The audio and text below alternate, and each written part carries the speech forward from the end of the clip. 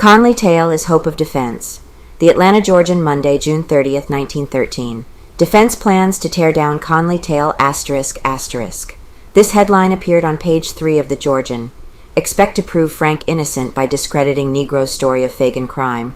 Warned that the state is basing practically all of its expectations of sending Leo M. Frank to the gallows on the dramatic story told by Jim Conley, the defense this week is completing the collection of a strong line of evidence with which it is planned utterly to discredit the Negro's statements and his testimony in court. Conley again has insisted on confronting Frank. He says he is certain if he can meet the factory superintendent face to face, he can make him tell the whole story. The Negro has told the detectives he not only is willing, but is eager to repeat in the presence of Frank the story of the disposal of Mary Phagan's body, just as he has related it a dozen times since he first made the sensational acknowledgment that he had a part in the crime.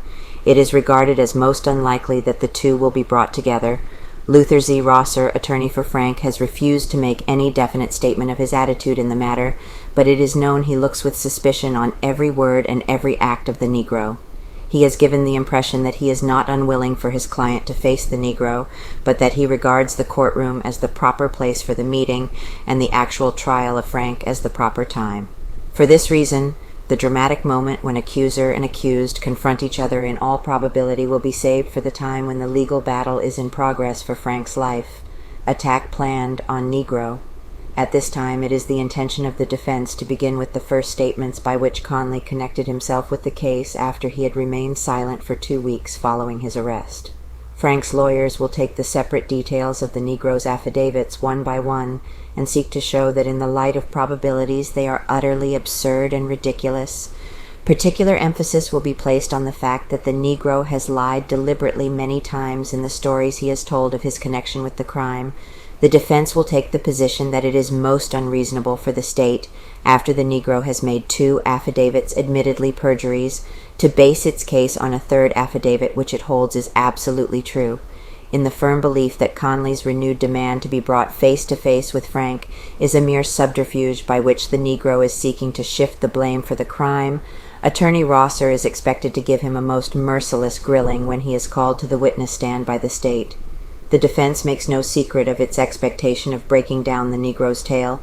An open court confession would not surprise them, they say, believes Conley won't break. Solicitor Dorsey and his associate in the prosecution, Frank A. Hooper, ridicule the possibility that the Negro will make a confession on the witness stand. Mr. Hooper said Monday morning that he believed the Negro would make an excellent witness, probably the most valuable one the state would call. He did not believe that Conley would break down under the fire of questions from Attorney Rosser and Reuben Arnold, both of whom have a wide reputation for the raking cross-examination to which they can subject a person in the witness chair. "I haven't any thought that Conley will falter," said Mr. Hooper.